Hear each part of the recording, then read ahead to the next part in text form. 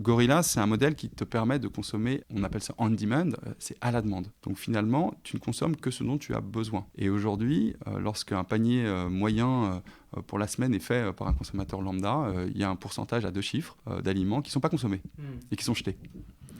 Et un modèle comme Gorilla te permet d'économiser ça. Parce que finalement, tu vas simplement acheter la pomme dont tu as besoin, tu vas acheter tous les produits de fond de maison dont tu as besoin et que tu consommeras.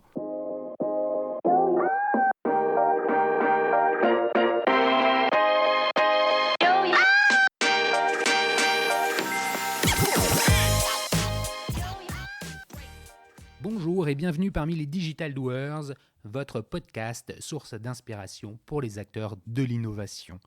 Ce programme est coproduit avec Comexposium pour les événements incontournables que sont le One-to-One Retail e-commerce de Monaco et le One-to-One Digital Marketing de Biarritz. Je suis Cyril Duplessis, acteur du changement dans le digital depuis plus de 20 ans.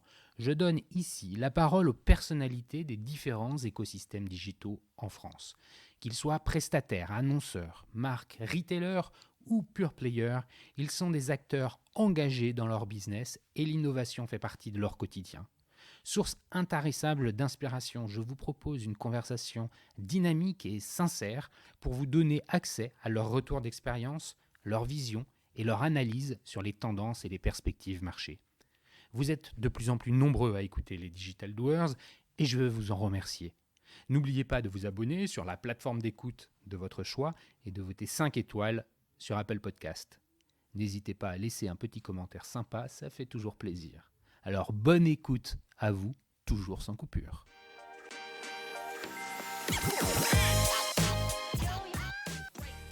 Aujourd'hui, je vous invite à découvrir une nouvelle dimension de la distribution, celle qui n'est pas visible, celle qui n'a aucun point de vente pour recevoir ses clients. Vous l'avez compris, je veux parler des dark stores. Pour ceux qui ne sont pas encore à l'aise avec le concept, un dark store est un magasin organisé de manière exclusive pour les livraisons Internet.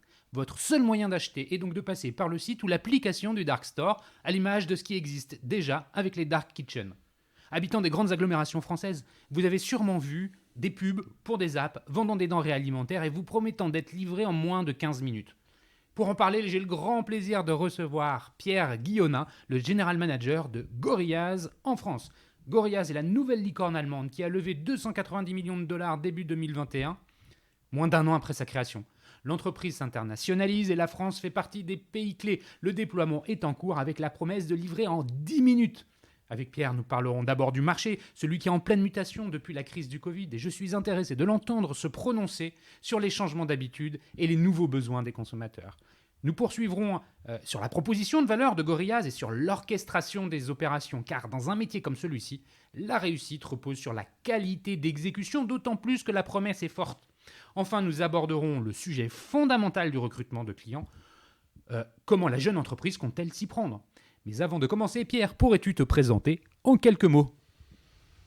Merci Cyril de m'avoir invité ce matin. Bonjour aux auditeurs des Digital Doers. C'est un plaisir d'être là.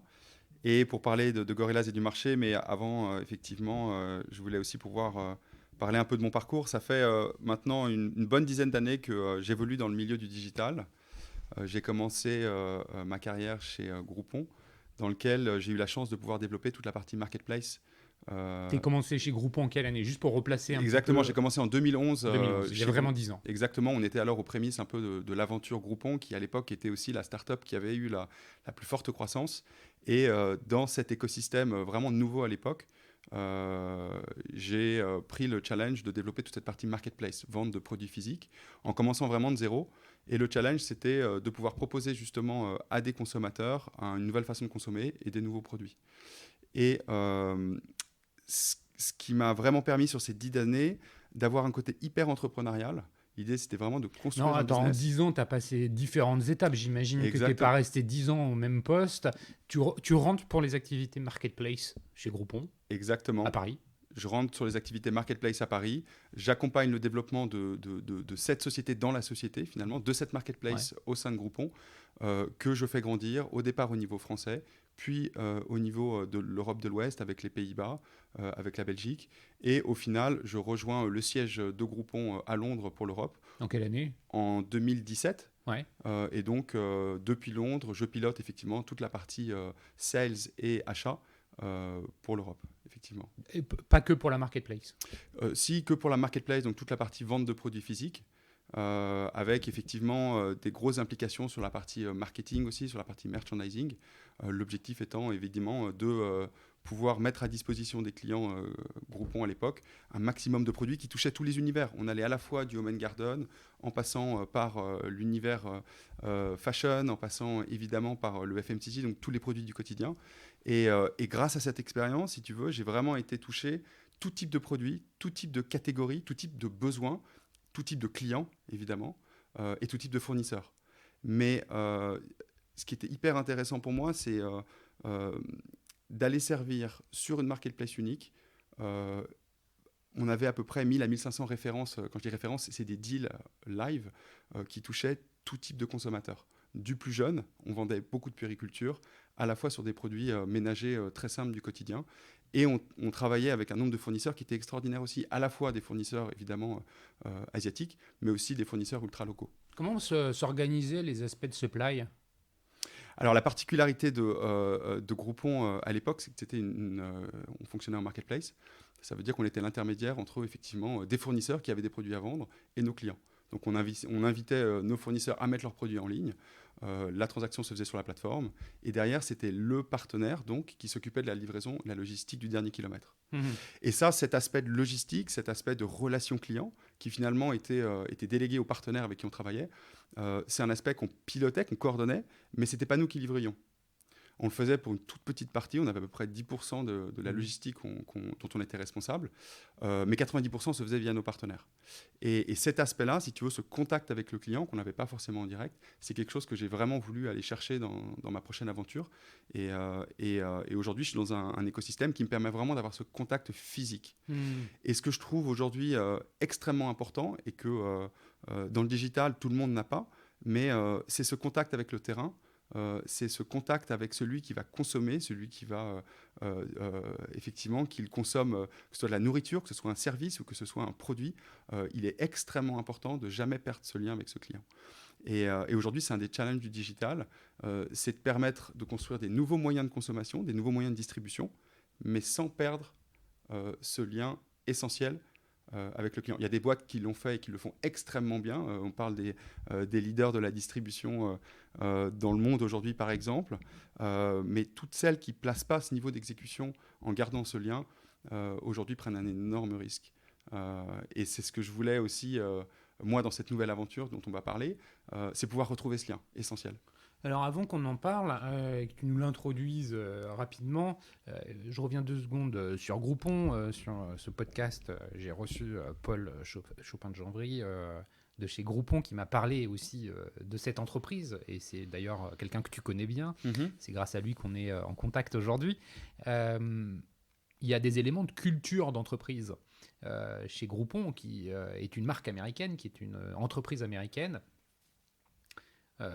Ça va faire la liaison avec Gorillaz, qui est une boîte allemande.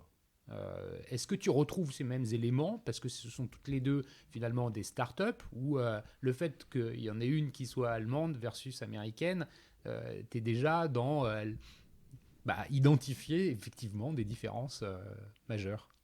Alors, ce qui était... là où il y a une petite particularité, c'est que lorsque j'ai commencé chez Groupon, c'était encore CTD à l'époque, et c'était les frères Samwer qui pilotaient le business en Europe. Et donc, j'ai eu déjà à l'époque la chance de connaître les méthodes et surtout l'approche, la culture allemande dans le montage d'une société. Et j'ai tout de suite reconnu l'efficacité et la capacité aussi à être proche du terrain.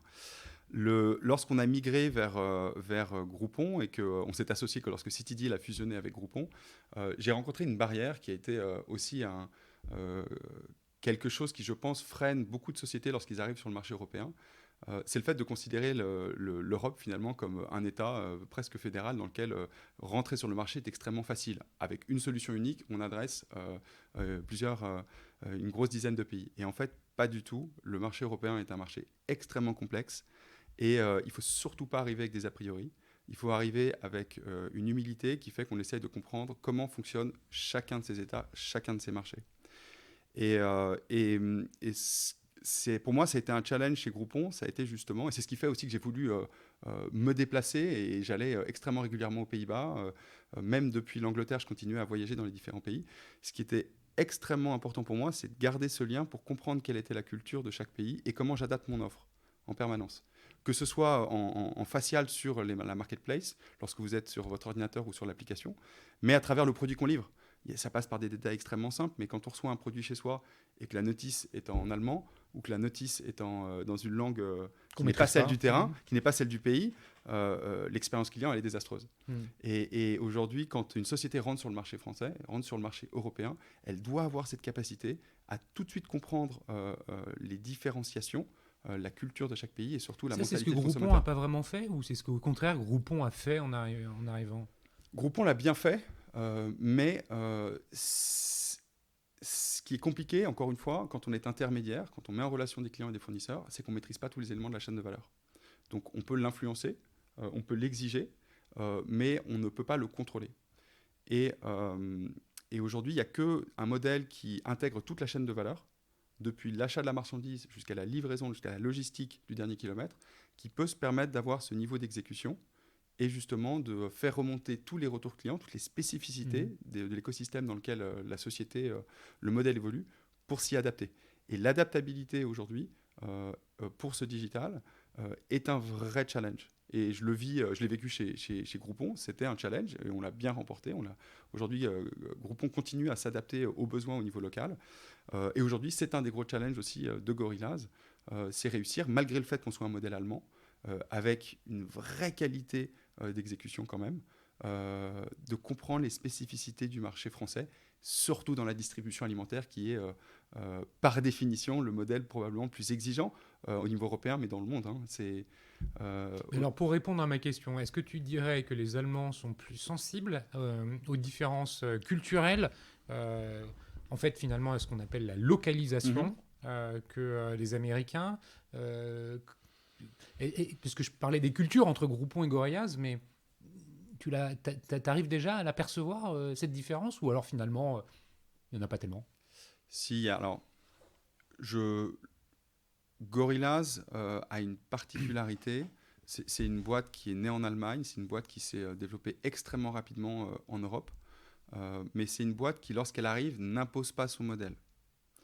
Et autant on garde ces valeurs qui sont celles de l'excellence opérationnelle, et on a un modèle qui est aujourd'hui duplicable de façon efficace, de façon rapide, mais la particularité, c'est qu'on va aussi s'adapter au modèle et aux spécificités du pays. Et c'est aussi tout mon rôle, moi, c'est d'aller prendre le meilleur de la culture allemande chez Gorillaz qui a été développée, mais de l'adapter aux spécificités françaises, avec aussi nos propres valeurs, aussi avec nos propres outils et avec nos propres clients.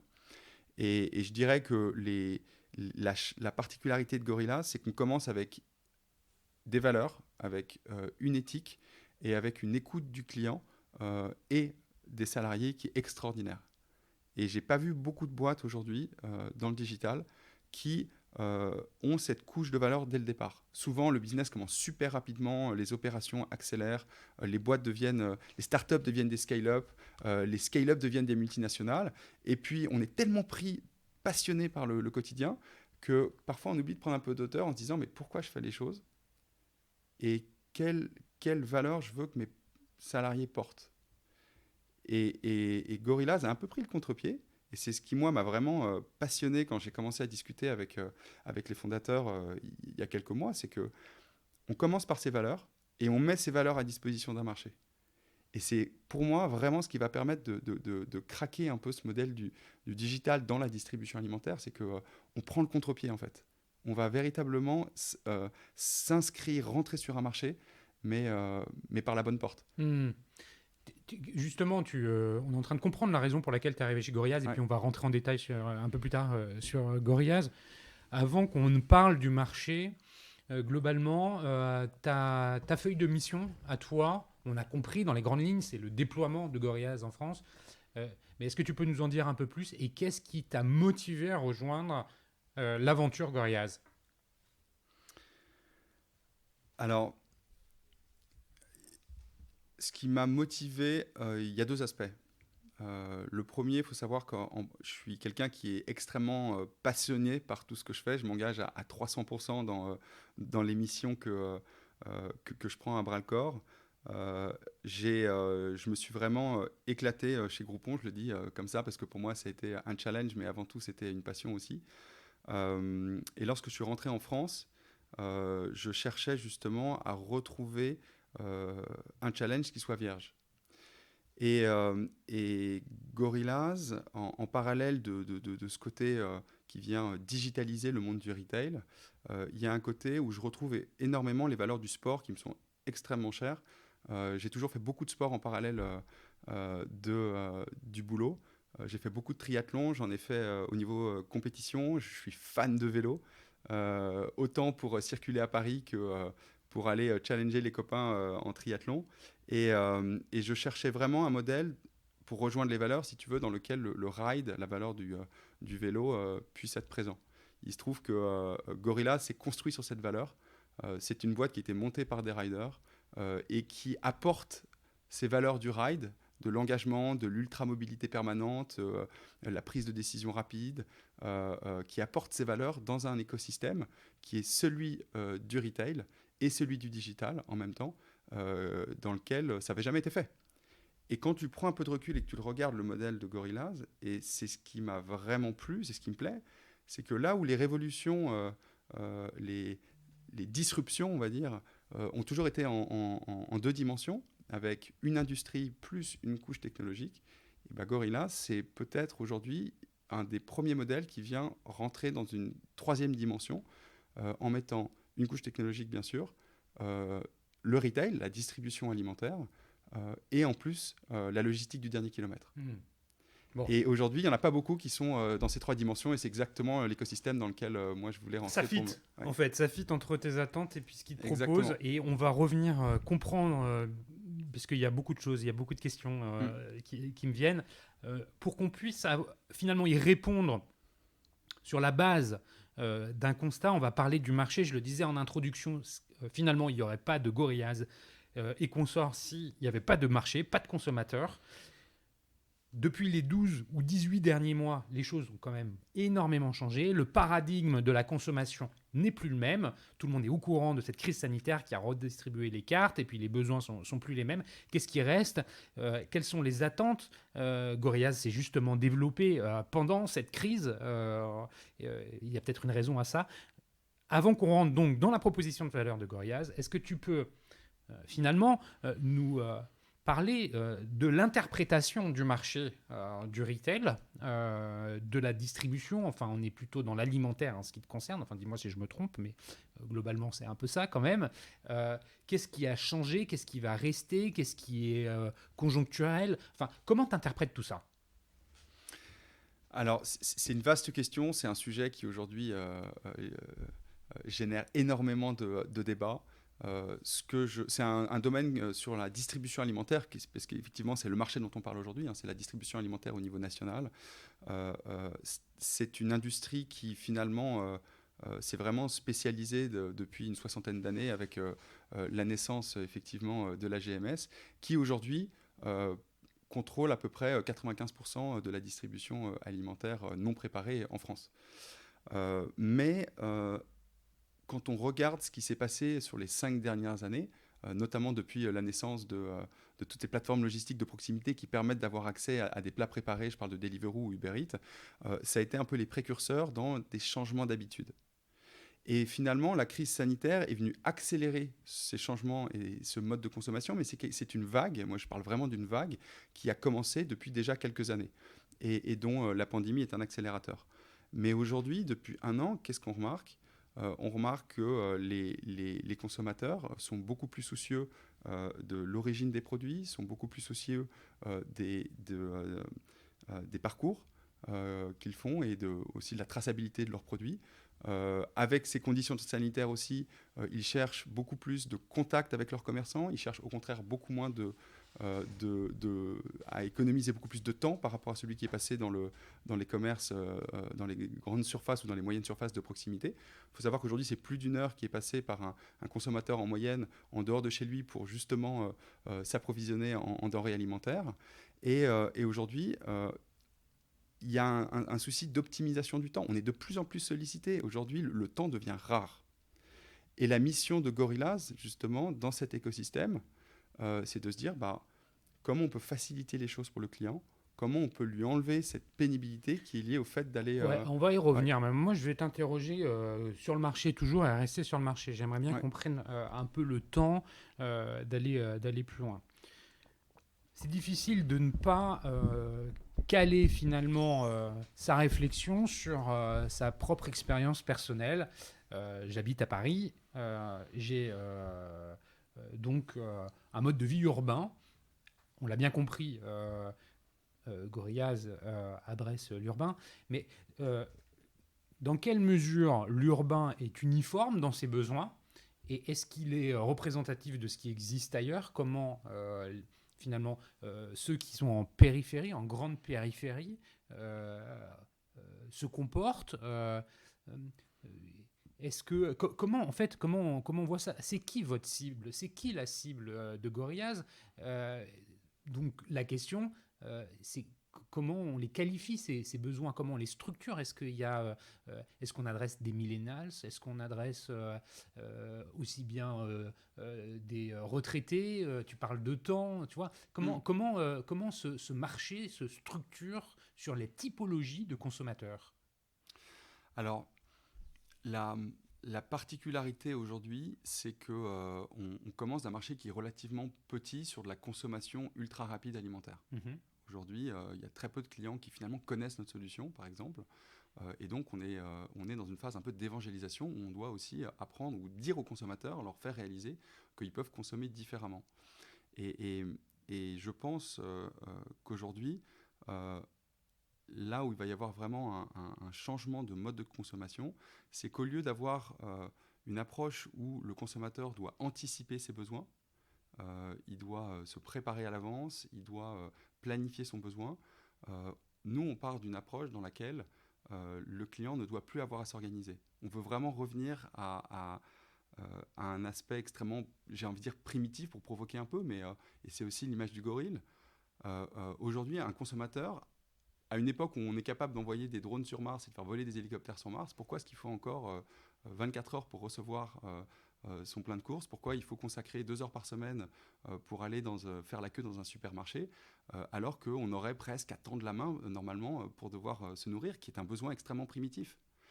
Et aujourd'hui, c'est vraiment ça que Gorillaz voudrait apporter. Et c'est pas simplement une clientèle, on va dire, qui est très connectée, qu'on cherche à atteindre. C'est pas les millénials, c'est pas ceux qui ont un téléphone en permanence dans la main. Au contraire, ce qu'on veut et ce qu'on observe aussi, c'est vraiment changer profondément le mode de consommation et repasser sur un mode de consommation qui est à la demande. On a un besoin immédiat et on trouve une société, un service, et notamment Gorillaz, qui est capable d'y répondre. Donc on est capable d'aller adresser aujourd'hui du millénial qui a un besoin instantané, par exemple lorsqu'il est entre amis ou en tout cas en famille. Il veut un pack de bière parce que c'est fini. Il veut un pack de bière, exactement. Mais aujourd'hui, une cellule familiale de 5 personnes qui cherche à faire son plein de courses pour le mois, pour son fonds de maison, et ben on est aussi capable d'y répondre. Ce qu'on veut vraiment, c'est pas combler un besoin, ce que font très bien d'autres concurrents notamment. Vous avez besoin d'un paquet de chips pour un apéro, et ben boum, vous cliquez sur l'application, ils le font. Nous, on vient changer profondément un mode de consommation. On vient substituer un modèle à un autre. Et aujourd'hui, substituer un modèle à un autre, ça veut dire avoir une offre qui soit suffisamment large pour que demain, vous ayez plus à sortir de chez vous pour consommer des biens extrêmement basiques. Aujourd'hui, sortir pour aller acheter un paquet de lessive, ça paraît une évidence. Et ben, moi, je vous mets au pari que dans 2 ans, ça paraîtra inconcevable de passer 20 minutes de sa semaine pour aller acheter des produits qui sont extrêmement basiques et que quelqu'un peut vous apporter encore plus rapidement à votre porte. Et c'est un modèle qui va effectivement, qui est amené à grandir rapidement dans des zones urbaines très denses, puisqu'il y a une réalité économique pour nous, il y a un véritable besoin qui existe chez nos clients aussi là-dessus.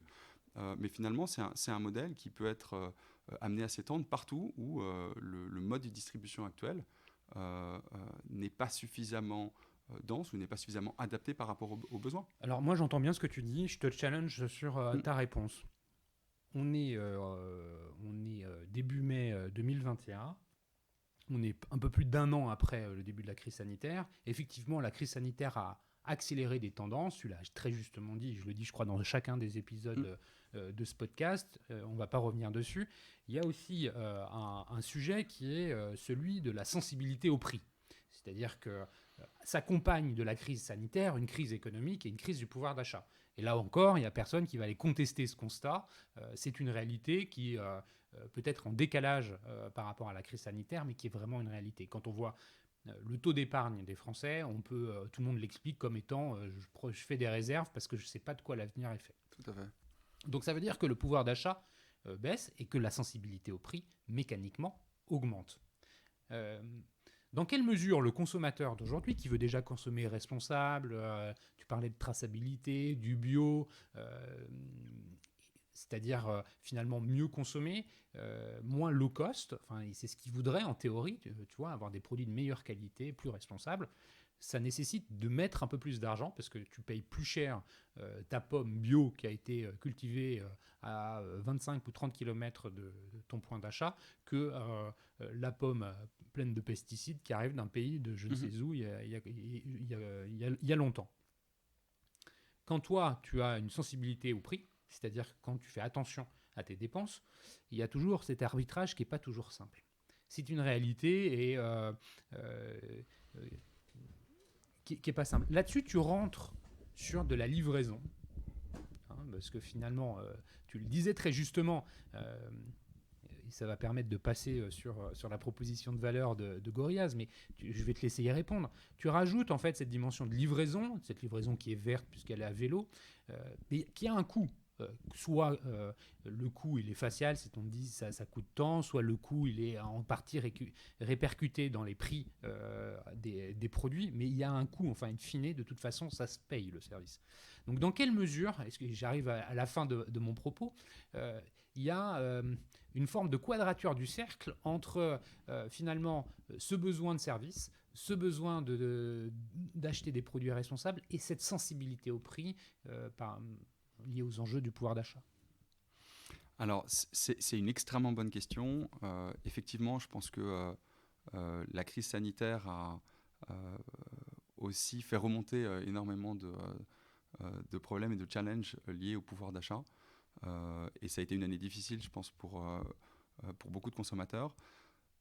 Gorillaz permet vraiment d'apporter une réponse qui soit pérenne là-dessus. Mais avant de parler de Gorillaz, je voudrais aussi donner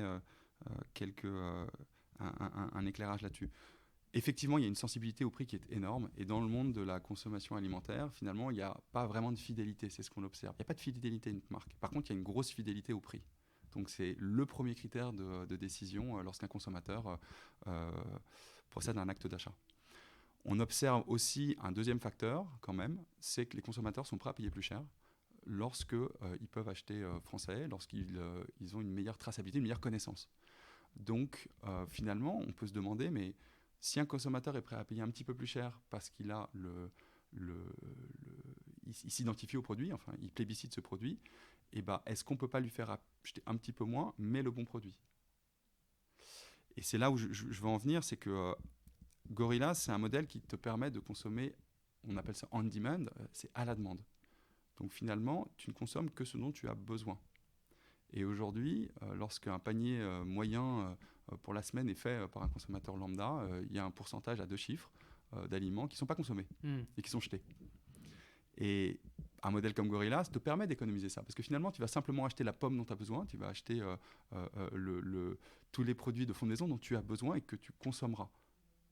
Okay. Donc le prix que tu économises parce que tu consommes que ce dont tu as besoin, tu peux le mettre aussi dans des produits de qualité, par exemple. Tu peux le mettre dans une pomme de meilleure qualité, une pomme bio que tu peux acheter sur l'app. Faut savoir que la proposition de prix pour commencer de Gorillaz, elle est d'être à la moyenne de ce que propose la GMS de proximité pour nos clients. On n'est pas plus cher, on n'est pas moins cher, on est à la moyenne. Ça doit être presque un acte $1, ça doit être un critère $1. Donc le prix facial de tes produits, globalement, c'est le même que le Carrefour Express. Que ce que tu vas trouver au pied de chez toi, exactement. Tu ne veux pas dire les marques, mais moi je peux le faire, pour que tout le monde s'identifie bien. Globalement, la distribution de quartier possédée par les grandes enseignes françaises, vous êtes à peu près au même prix. On est à peu près au même prix. On va simplement rajouter 1,80 € de livraison, 1,80 € qui sont qui est un prix ferme, quel que soit le montant du panier, que vous achetiez justement des bananes pour 1 kilo de bananes ou que vous achetiez un plein de courses pour le mois à 300 €, les frais de livraison sont les mêmes. Alors c'est hyper intéressant, je viens de réaliser un truc en t'entendant parler. Finalement, ce qui est drôle, c'est que quand tu t'intéresses vraiment à l'actualité de la grande distribution en France, tu t'aperçois que dernièrement, il y a des chiffres qui sont sortis et la part de marché du hard discount et qui sont les hard discounters, ce sont les Allemands, Lidl en tête, qui grappillent des parts de marché à la grande distribution historique française. Donc finalement, on a des Allemands qui arrivent dans le hard discount avec un modèle, une proposition de valeur. Et puis maintenant, il y a des nouveaux acteurs, toujours allemands, des Gorillaz, qui arrivent avec une autre proposition de valeur. Et je trouve le clin d'œil assez amusant et tu le défends très bien. On va rentrer maintenant vraiment dans qui est Gorillaz avant que tu nous expliques comment ça fonctionne, les enjeux qui sont les vôtres sur le territoire français et comment vous opérez toutes ces opérations.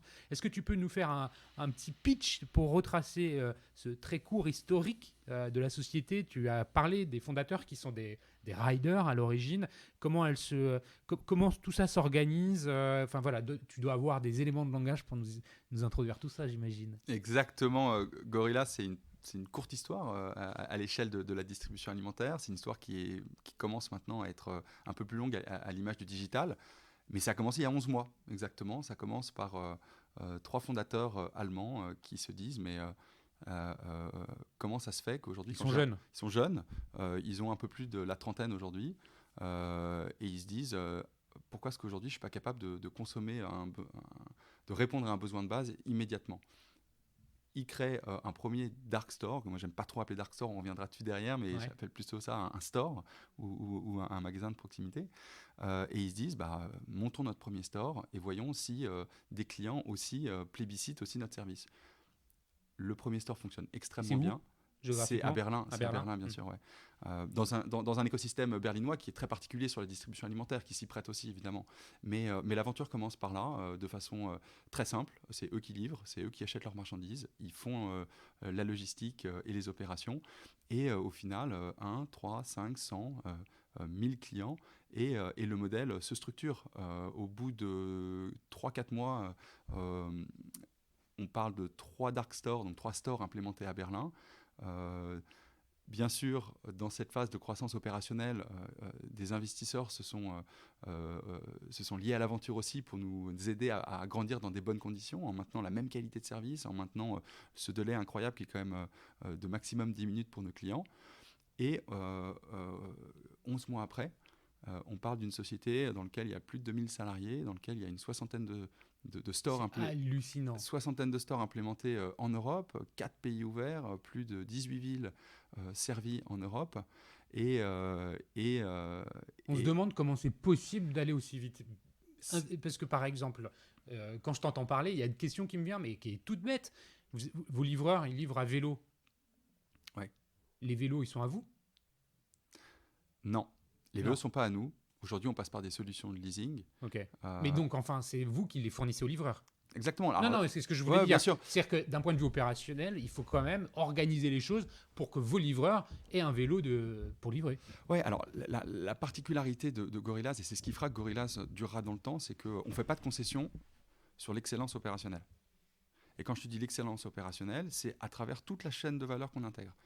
Ce qui permet d'être si rapide, c'est extrêmement simple, c'est qu'on achète notre marchandise à nos fournisseurs, on stocke notre marchandise dans nos stores qui sont des entrepôts de proximité, qui sont au plus près des clients, et on livre notre propre marchandise avec notre flotte de livreurs qu'on appelle nos riders, qui sont des salariés.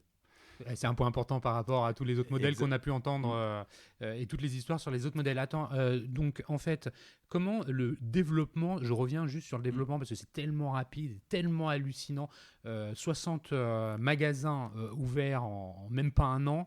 C'est d'abord l'Allemagne. Quand est-ce qu'arrivent les autres pays ou alors tout se fait? Tu parles de 4 pays. Alors il y a l'Allemagne, la France, bon, forcément. C'est quoi les 2 autres? C'est l'Angleterre et les Pays-Bas. L'Angleterre et les Pays-Bas. Tout se fait en parallèle. Comment s'organise le truc? Alors, c'est une croissance qui a commencé au niveau international depuis décembre dernier. Ok. qui s'est fait dans des super bonnes conditions parce qu'on a cette connaissance, malgré notre jeunesse, on a déjà une capacité à dupliquer des opérations d'un pays à l'autre. Et comment on le fait? On le fait de façon très décentralisée. Donc la décentralisation nous permet vraiment d'avoir une flexibilité et une rapidité dans l'implémentation. Et donc chaque pays fonctionne en autonomie finalement, avec une recette, mais en autonomie. Et c'est ce qui a permis d'ouvrir en l'espace d'un quarter, en l'espace de 3 mois, 3 pays quasiment simultanément, dont la France. Ok. Donc Et ça, la France, donc ça fait depuis même pas 6 mois que tu es presque un vieux, un historique, tu vois. incroyable, C'est incroyable. Ça fait à peine 3 mois que je participe à l'aventure Gorilla. J'ai l'impression d'y être depuis 3 ans, compte tenu de tout ce qui a été fait depuis. Mais ouais, c'est une aventure extrêmement rapide. À date, les 2000 salariés, c'est, j'imagine, une grande partie de livreurs. Effectivement. Alors, c'est des livreurs, mais on a aussi toutes les équipes qui travaillent dans nos stores et qui permettent de faire fonctionner Les pickers. pickers, ce qu'on appelle les shift managers, donc ils sont responsables des différentes des 2 shifts qu'on a par jour. Les 2 shifts, c'est quoi? Aujourd'hui, effectivement, pour pouvoir couvrir des horaires de 7 heures, notre heure d'ouverture jusqu'à 23 heures, on a 2 organisations d'équipes, 2 équipes successives Les 2 exactement, qui sont capables de justement faire fonctionner nos stores. D'accord. Arrivons tout de suite dessus. Donc, parle-nous du fonctionnement d'un store, puisque c'est finalement ton quotidien, puisque aujourd'hui, vous avez comme mission en France de couvrir d'abord Paris et puis ces grandes agglomérations. Je sais, tu vas nous dire comment vous y prenez. Ouais. À Paris, selon l'information que j'ai pu voir sur le site de Gorillaz, il y a 4 stores, 4 zones, si je dis pas de bêtises. Bon, comment ça marche? Comment tu fais? C'est quoi raconte-nous un peu la réalité, comment ça s'ouvre, comment ça fonctionne. Rentrer derrière le décor. Ouais. Ouais. Alors, ce qui est, je veux revenir sur un point que je mentionnais tout à l'heure, mais je parle pas de dark store parce que pour moi, le T'as dark noté, store. j'ai fait attention, j'ai Ouais. plus dit dark store. Ouais, j'ai vu, hein, t'as bien corrigé, merci. Mais pour moi, le dark store a un côté assez négatif en fait. C'est le côté dark. C'est le côté dark. Et ça reflète aussi, je pense, une crainte qu'ont beaucoup de consommateurs, ont beaucoup d'habitants des villes dans lesquelles on s'installe, de voir arriver un grand méchant boîte technologie qui vient uberiser, qui vient dévitaliser un quartier. Et en fait, la particularité des Gorillaz, c'est qu'on prend exactement le contre-pied. Et aujourd'hui, j'aime à me comparer à Uber, quelque part, c'est un peu provocateur, mais j'aime bien dire que je prends le contre-pied du modèle. Et quand je parle de store et pas de dark store, pourquoi? C'est parce qu'en fait, nous sommes des magasins, on ne reçoit pas de public, mais on fonctionne exactement comme un supermarché. La seule particularité, c'est qu'on a nos propres livreurs et qui viennent à votre rencontre, à la rencontre du client. Pour parler concrètement d'un store, pour passer à l'envers du décor, un store, c'est une surface qui représente entre 400 et 500 mètres carrés, qui va être organisée en 2 espaces. Il y a un espace de stockage avec des allées, avec des produits qui sont extrêmement variés. On a plus de 2000 références aujourd'hui de produits qu'on met à disposition sur notre app et qui sont donc physiquement présents dans ces stores, avec des préparateurs de commandes, donc des salariés qui vont, en fonction de l'arrivée des commandes, préparer ces livraisons et les mettre à disposition de cette équipe de riders qui est là, cette 2e zone dans nos stores. Ça veut dire que les stores, ils ont une configuration qui est adaptée au picking. Exactement. Tu vas en parler justement, cette efficacité dans la préparation de commandes versus, je voudrais t'entendre parler, j'imagine la réponse, puisque n'importe quel autre concurrent de la distribution alimentaire propose aussi de la livraison, peut-être moins rapide, mais enfin propose comme de la livraison express, en se servant dans les magasins qui sont au coin de la rue. Ça veut dire que l'organisation de ton store, il est adapté. Ça veut dire qu'il est adapté aussi à ce qu'il y ait toute une myriade de livreurs devant pour que, tu vois, concrètement, il faut pouvoir les faire rentrer. Comment ils préparent, enfin, comment on fait tout ça? Alors, c'est là qu'il y a un vrai savoir-faire malgré notre jeunesse. C'est que pour tenir ces 10 minutes, effectivement, on a un mode opératoire, on a un modèle qui est extrêmement rodé, qu'on est capable de dupliquer, mais qui est extrêmement rodé. Une préparation de commande, aujourd'hui, ça ne doit pas prendre plus de 3 minutes. Et pour tenir ces 3 minutes sur des paniers qui parfois vont jusqu'à 150, 200, voire 250 €, on a un véritable savoir-faire qui est mise en pratique par nos équipes, mais qui leur permettent de préparer dans des bonnes conditions. Non, mais attends, une commande de 250 €, on est d'accord, c'est une très grosse commande. Il y a beaucoup de produits. Tout à fait. Tu la prépares pas en 3 minutes, celle-là. On est capable aujourd'hui de préparer une commande jusqu'à 200 €. On l'a fait en moins de 3 minutes et de respecter le timing de livraison. Et elle est transportée par plusieurs livreurs. Et elle est transportée évidemment par plusieurs livreurs. La sécurité et les conditions de travail de mes équipes, de mes riders, étant évidemment un critère hyper important pour moi.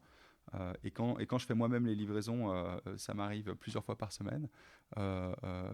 Effectivement, je fais extrêmement attention à ce que les livraisons se fassent dans des bonnes conditions, avec le bon équipement et surtout avec des livraisons qui ne soient pas trop lourdes. Et Je donc, suis capable d'envoyer 3 riders s'il faut 3 riders, sans non, problème. alors, j'ai bien compris. Mais alors, du coup, réexplique comment c'est organisé, en fait.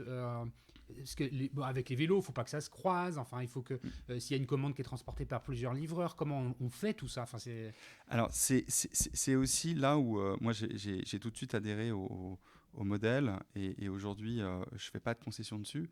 On prend des stores qui sont grands. C'est vraiment la particularité de Gorillaz. Et la raison, c'est qu'on veut pouvoir faire tenir dans nos stores et dans des conditions de fluidité et de conditions de travail toutes nos opérations. Et ce qu'on veut exactement éviter, si tu veux, c'est qu'il y ait cet attroupement devant le store qui crée de la nuisance, qui ne plaît pas aux voisins. Parce que quand tu dis, en fait, tu sais pourquoi je te pose la question? Parce que tous les jours, quand je reviens du bureau, je passe devant un McDo où tu as une myriade de Uber Eats et de Deliveroo qui attendent pour aller prendre les commandes du McDo et les apporter. C'est pour ça, en fait, que je te pose très concrètement. Comment ça s'organise pour vous? Et aujourd'hui, un livreur, nos riders, lorsqu'on reçoit une commande, ils sont à disposition près de notre espace de picking, donc la réception de la commande. Ils récupèrent cette commande et ils sortent de nos stores avec leur vélo et ils vont livrer le client. Et quand ils reviennent, pareil, ils rentrent dans leur écosystème, dans leur maison. C'est comme une ruche, si tu veux. Tu as une mission qui est d'aller servir ce client en étant ambassadeur de la marque. Lorsque tu as terminé, tu rentres et tu re-rentres dans la ruche. On va reparler de la technologie, parce qu'il y a une notion de technologie Bien sûr. Qui est importante. Avant ça, comment s'organisent finalement les rayons dans un store chez Gorillaz? Est-ce que ça ressemble à ce qu'on connaît dans un magasin traditionnel où on se rend pour aller chercher son paquet de pâtes, sa lessive, enfin tout ce dont on a besoin? Est-ce que c'est différent? Je te pose la question parce que on est dans l'audio, donc on n'a pas d'image, hein, donc il faut donner. Et puis, c'est un concept qu'on ne sera jamais amené à voir. Tu vois, le consommateur le verra jamais. Et on a besoin de s'identifier un peu concrètement. Comment c'est organisé, les racks et tout ça dans un store?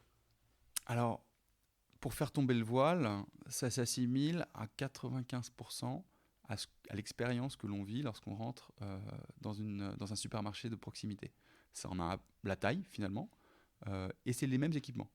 On va retrouver les mêmes allées de frigidaire, de frigo, on va retrouver les mêmes allées de rayonnage avec la disposition des produits. La simple couche technologique qu'on vient apporter, et c'est aussi notre savoir-faire, c'est qu'on va être capable d'organiser cet espace pour optimiser les temps de préparation de commande.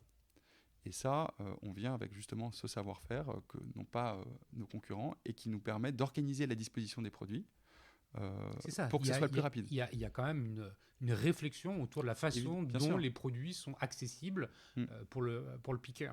Le picker, lui, il a quoi? Il remplit directement le sac à dos du livreur, ou il a un panier, il met dans le panier, et après Alors là, on rentre un peu dans les secrets de préparation de Gorillaz et malheureusement, je ne peux pas te donner la granularité que tu voudrais. C'est une question qui est pertinente. Alors, ouais, c'est une question qui est pertinente, mais effectivement, aujourd'hui, on met un matériel spécialisé à disposition de nos salariés qui leur permettent de tenir ces délais qui sont assez incroyables. Mais visuellement, pour un client, si aujourd'hui il était amené à rentrer dans un de nos stores, il ne verrait pas trop la différence. Ouais. Il serait pas trop perdu.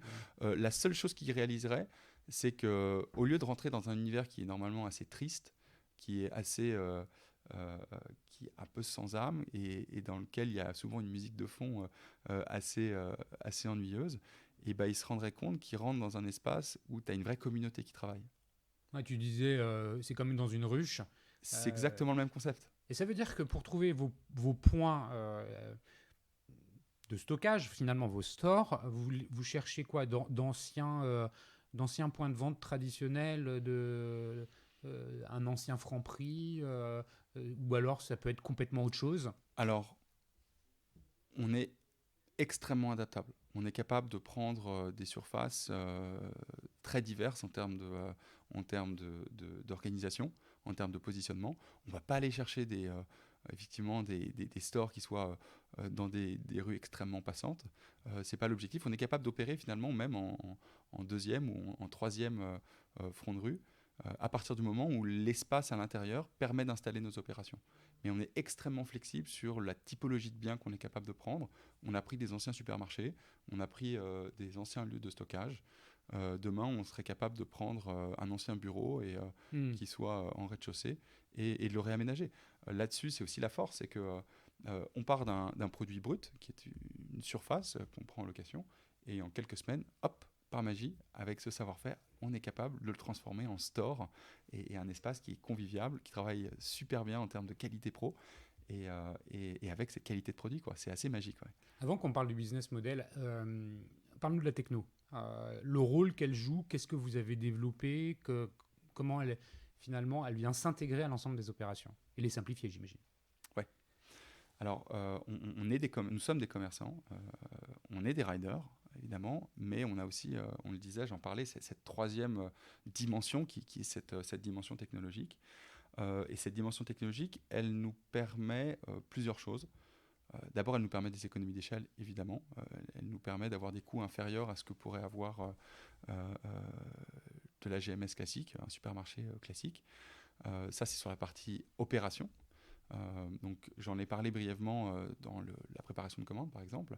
Mais elle nous permet un deuxième aspect qui est fondamental, c'est qu'elle nous permet d'être beaucoup mieux connectés avec nos clients et de beaucoup mieux comprendre ce qu'ils veulent. Et c'est là où on va se différencier par rapport avec le monde classique de la distribution alimentaire. Mais comme on est à l'écoute de nos clients, on est capable de nous adapter aussi à ce qu'ils veulent. Et aujourd'hui, un store, c'est un achalandage qui finalement représente le quartier, qui représente l'arrondissement, qui demain représentera la ville dans laquelle on s'introduit. Si aujourd'hui nos clients plébiscitent une typologie de produits frais, et que l'information remonte via nos systèmes, demain, on est capable d'adapter cet assortiment et d'aller apporter beaucoup plus de fruits et légumes et peut-être moins de surgelés parce que le client plébiscite ou l'inverse. Ouais, vous vous adaptez à la zone de chalandise. On s'adapte complètement. Revenons sur la techno. Parce que vous maîtrisez finalement de bout en bout la relation client. La techno, vue de l'extérieur, elle intervient au niveau du front. Exactement, notre app. L'app. Alors pourquoi c'est pas il n'y a pas de site web? Alors, c'est extrêmement simple. Aujourd'hui, 95% de la population française est équipée d'un smartphone et tout le monde a un accès à Internet. Tout le monde peut télécharger des apps et tout le monde les utilise, quelle que soit la tranche d'âge. Même les seniors aujourd'hui sont très à l'aise dans l'utilisation de leur téléphone. Donc, il y a l'app. Et puis après, il y a, tu le disais, côté back-office, l'organisation des opérations, donc avec le picking. Il doit y avoir du hardware d'ailleurs là pour faire le picking, c'est-à-dire le picker qui reçoit la commande ou les commandes sur un appareil, un PDH, je ne sais pas sur quoi il les reçoit. Puis après, il y a la douchette où il faut scanner, qui va peut-être, excuse-moi de revenir dans des trucs très concrets, mais enfin c'est comme ça que ça se passe, qui va venir décompter que la commande. Faire de la gestion de stock aussi. Voilà, faire de la gestion de stock en temps réel.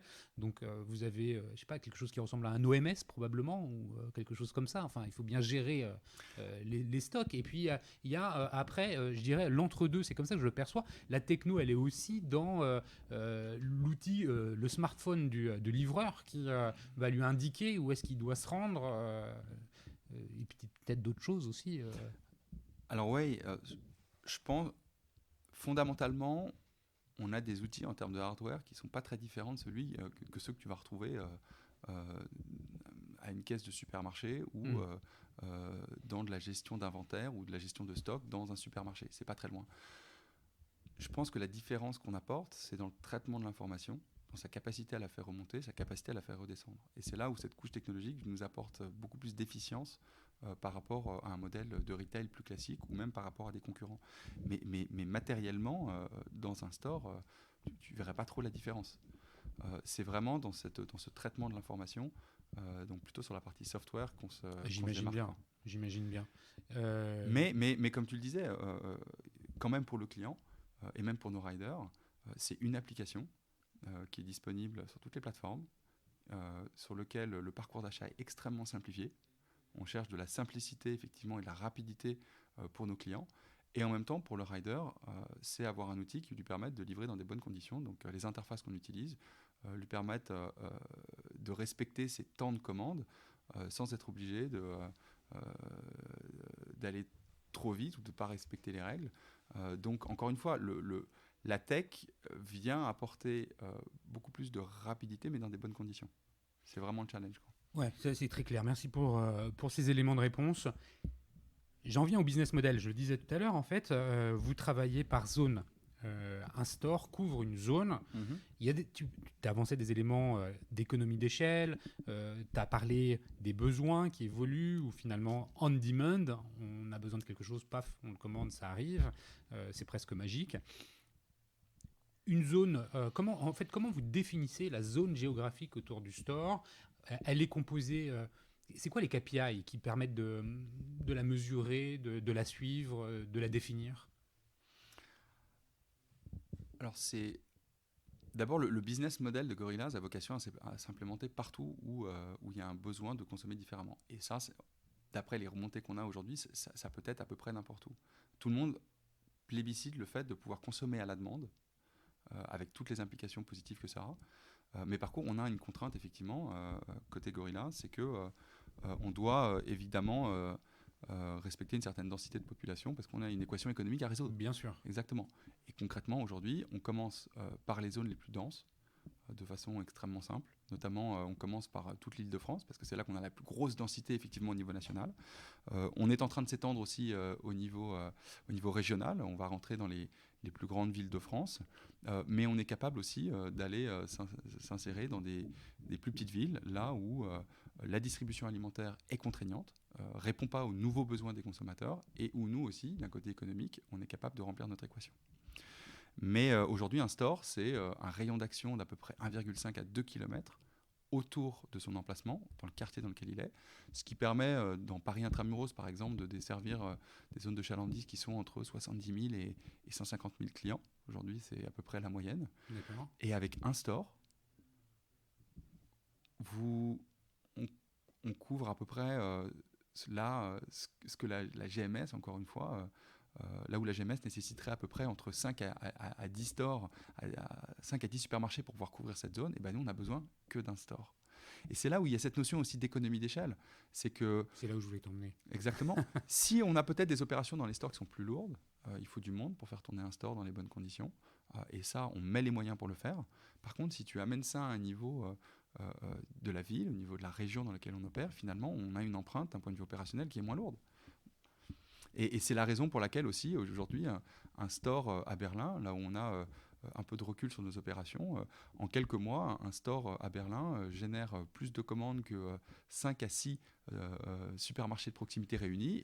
De commandes en ligne, quoi. Exactement. Donc, d'accord. Ça veut dire que vous avez la capacité théorique de livrer combien de commandes par jour? Alors, il n'y a pas de plafond. Il n'y a pas de plafond. Aujourd'hui, on n'a pas atteint le plafond. Je ne peux pas te donner de chiffres, j'adorerais, mais je ne peux pas te donner de chiffres sur le nombre de commandes quotidiennes, mais il suffirait que tu restes devant un store en Allemagne pour que tu te rendes compte un peu de la cadence, mais aujourd'hui, un store est capable de faire le même volume de commandes qu'un supermarché de 3 à 4 000 m² un samedi en centre-ville. Donc, et ça dans une surface qui est 5 à 6 fois plus petite. Ouais. Donc on est sur des volumes qui vont être, parce qu'à Paris on vient de commencer, mais qui vont être importants, mais qu'on fait opérer dans des surfaces beaucoup plus petites, parce qu'on couvre une zone de chalandise beaucoup plus grande. Et on a ce savoir-faire aussi qu'on développe pour pouvoir le faire dans des bonnes conditions. Ça veut dire que à Paris, vous allez vouloir couvrir Paris à l'intérieur du périph', quoi. Paris, avec combien de magasins? Aujourd'hui, je pense qu'on va être entre une dizaine et une quinzaine de stores dans Paris intramuros. Ouais. On va s'adapter aussi au volume d'orders.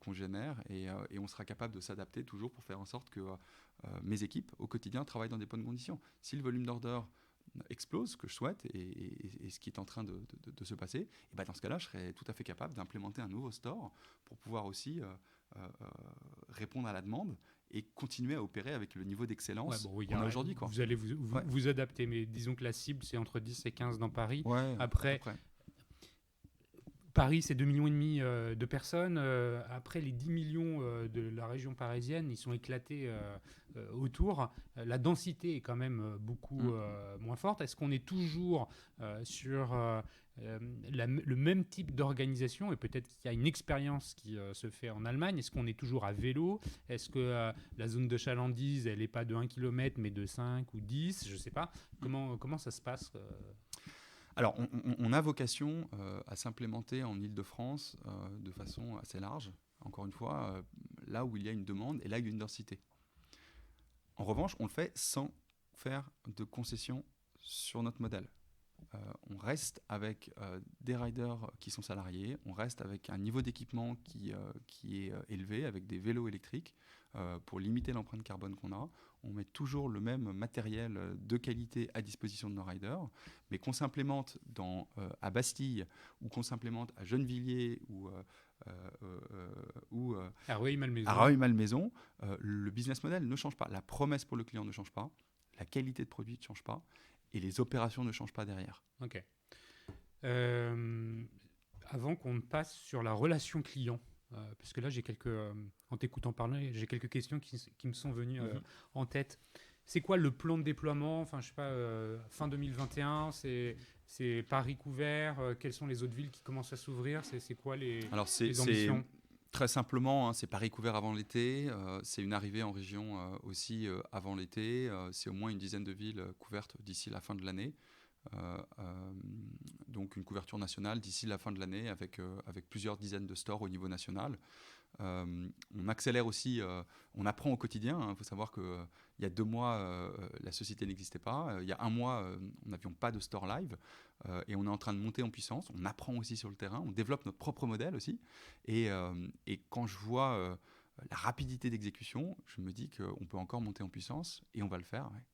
Donc ça veut dire qu'à la fin de l'année, il y aura combien de personnes en France qui travailleront pour Gorillaz? Beaucoup. En centaines? Plusieurs centaines, ouais, facilement. Ouais, on va être un acteur de l'emploi sur l'année 2021 qui va être fort.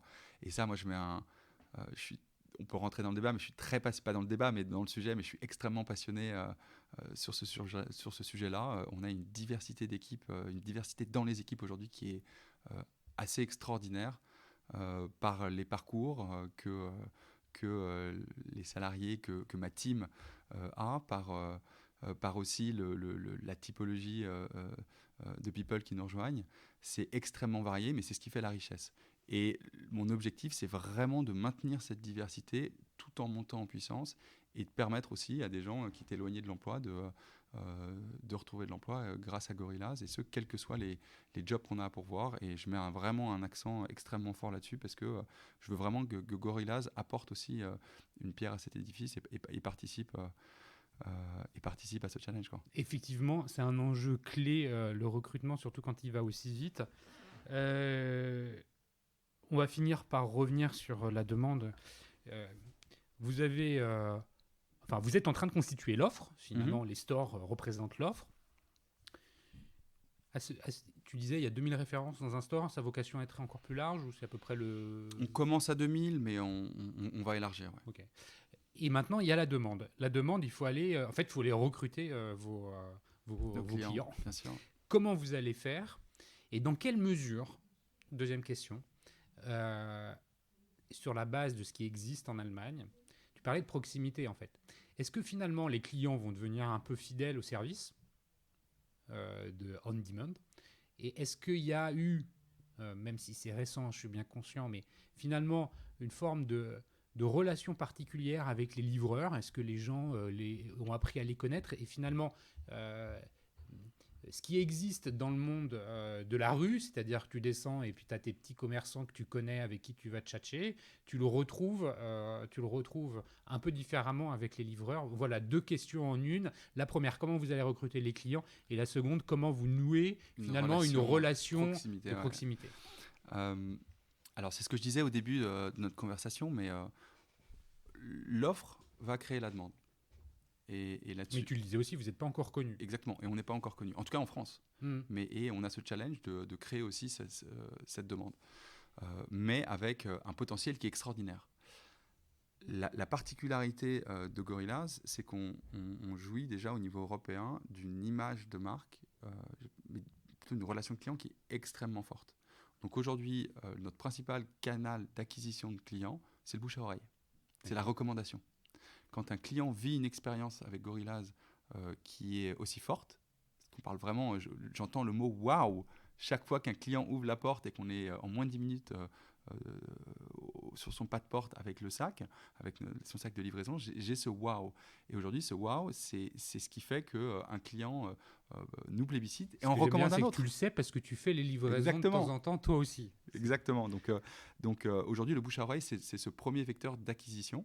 Après ça, évidemment, quand on arrive dans une ville comme Paris, on utilise des canaux qui sont du offline ou du online. On est présent sur les deux. On a une présence ultra géolocalisée aussi. On fait de la communication, on fait du street marketing. Dans la zone de chalandise. Dans la zone de chalandise, dans les rues adjacentes. Et c'est un mix des deux, d'un point de vue acquisition de clients, par exemple à Paris. Mais encore une fois, je suis en train de vivre en France, pour Gorillaz, la même chose qui s'est passée en Allemagne. C'est que lorsqu'un client vit cette expérience, aujourd'hui, il est tellement, j'ai envie de dire convaincu, mais c'est tellement différenciant, c'est tellement différent de ce qu'il connaît d'habitude, qu'aujourd'hui, il nous plébiscite. Donc, il vous recommande quasiment 90% des cas, il nous recommande. Et à travers les commentaires que je lis sur l'application, comme à travers les commentaires que j'entends directement des clients, il nous plébiscite. Et c'est ça qui fait qu'on grandit rapidement aujourd'hui. Ok, donc ça, c'est le recrutement. Recrutement client, exactement. Ensuite, il y a l'aspect... La relation avec le client. Exactement. Ça, c'est la deuxième étape. Tu conviendras que tu ne peux pas l'ignorer. Cette relation avec le client, est-ce qu'elle s'inscrit dans la durée, dans la fréquence Est-ce que les livreurs sont amenés à nouer des relations avec les clients? Enfin, vas-y, raconte sur la base de l'Allemagne, parce que c'est vrai qu'en France, c'est peut-être trop récent pour pouvoir avoir un peu de recul, mais qu'est-ce qui est espéré Alors, c'est pas trop tôt pour la France, parce que j'observe en France la même chose que ce qui s'est passé en Allemagne. C'est une vraie relation j'ai presque envie de dire, de complicité. Mais d'abord, le fait que ce soit nos livreurs, ce soit nous les livreurs, que ce soit vraiment notre ADN, on fait tomber le masque de l'intermédiaire entre le fournisseur et le client. Aujourd'hui, lorsqu'un client ouvre la porte et qui reçoit sa livraison, c'est Gorillaz qui rencontre. C'est pas un intermédiaire qui livre un plat préparé par un restaurant. Donc il y a vraiment cette relation intuitu personnelle qui se crée entre Gorillaz et son client. C'est aussi la raison pour laquelle nos livreurs sont nos salariés, c'est parce que ce sont les plus à même d'incarner cette relation, d'être les ambassadeurs de la marque. Ce qu'on essaye de faire aussi, alors après ça, d'un point de vue opérationnel, c'est compliqué, mais étant donné qu'il y a une fréquence d'achat qui est élevée chez nos clients, plusieurs fois par semaine. Ouais, on essaye de faire en sorte que quand on peut, ça soit le même rider, exactement. Et aujourd'hui, les riders connaissent leurs clients. Et aujourd'hui, il n'y a pas de société qui fasse de la livraison à domicile et qui crée cette relation. Alors, on ne peut pas le faire à chaque fois, même si ça se produit aujourd'hui au quotidien. Et ça permet quoi ? Ça permet de discuter, ça permet d'avoir un moment d'échange qui parfois va durer 5 secondes, parfois va durer peut-être 5 minutes, mais on discute avec nos clients, on leur parle de Gorillaz, on les écoute, on prend leur feedback, que ce soit sur l'expérience, que ce soit sur le produit, quels produits ils aimeraient voir et qu'on n'a pas dans les magasins, et on fait remonter cette information et on crée cette relation. Et encore une fois, c'est ça qui est novateur. C'est que normalement, la norme aujourd'hui, c'est qu'il n'y ait pas de relation dans la logistique du dernier kilomètre. Il y a très peu de relations. Et nous, on va essayer de créer cette relation. On la crée. Je comprends ce que tu dis. En t'écoutant parler, il y a une question que je t'ai zappé et je ne peux pas ne pas te la poser, même si on arrive à la fin. Je suis désolé pour revenir 2 secondes en arrière, mais le sourcing. En fait, comment vous faites? Est-ce que c'est exactement le même, finalement, les mêmes règles que la grande distribution habituelle? Est-ce que c'est comme ça que vous allez sourcer vos produits? Et comment vous faites pour les sourcer de manière locale? C'est quand même un point important, tout ça. Alors, c'est une excellente question. On parlait d'excellence opérationnelle et on va dire que c'est un point de friction qui est important parce que aujourd'hui, on travaille avec des acteurs de la grande distribution, avec des centrales d'achat ou des grossistes alimentaires pour fournir nos produits au moins sur les marques nationales.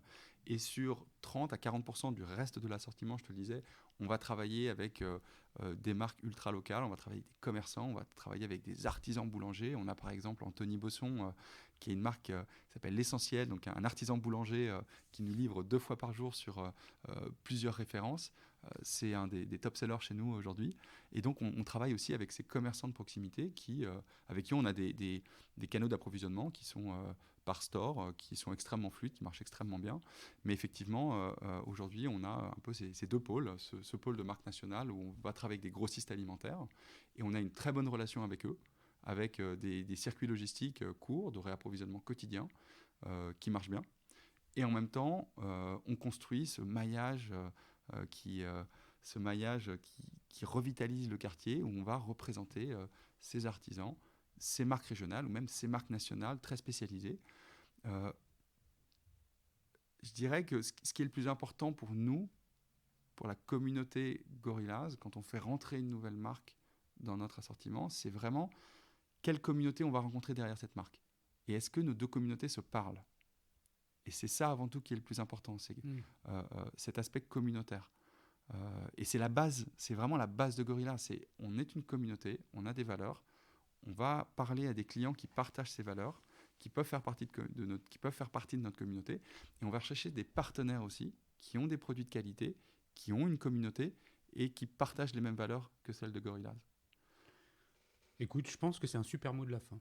On pourrait, ça fait plus d'1 heure qu'on enregistre. Je pense qu'on pourrait aller encore hyper loin. Ouais. Je sens effectivement ta passion, et tu le disais en tout début d'entretien. Effectivement, tu es un homme passionné, et c'est vraiment, je le comprends, quelque chose qui est hyper engageant, à la fois l'aventure entrepreneuriale, de structurer le déploiement sur le territoire de cette nouvelle offre, et puis de disrupter un petit peu la distribution alimentaire. C'est quelque chose qui est passionnant. Merci Pierre pour être venu nous partager l'ensemble de ces éléments, à la fois l'analyse marché, les évolutions, et puis nous expliquer en quoi finalement Gorillaz arrivait avec une proposition de valeur nouvelle. Merci à One to One Retail e-commerce de Monaco pour la coproduction de cet épisode, et surtout merci à vous tous qui écoutez les Digital Doers. Vous êtes toujours de plus en plus nombreux. Si vous voulez plus d'infos sur Gorillaz, vous pouvez toujours me contacter au travers du site lesdigitaldoers.com ou via LinkedIn. Vous pouvez, je pense, aussi suivre Pierre sur LinkedIn. Et bien sûr, télécharger l'app Gorillaz. Merci pour tout. Merci Pierre encore. Merci Cyril, merci à tous. À très bientôt.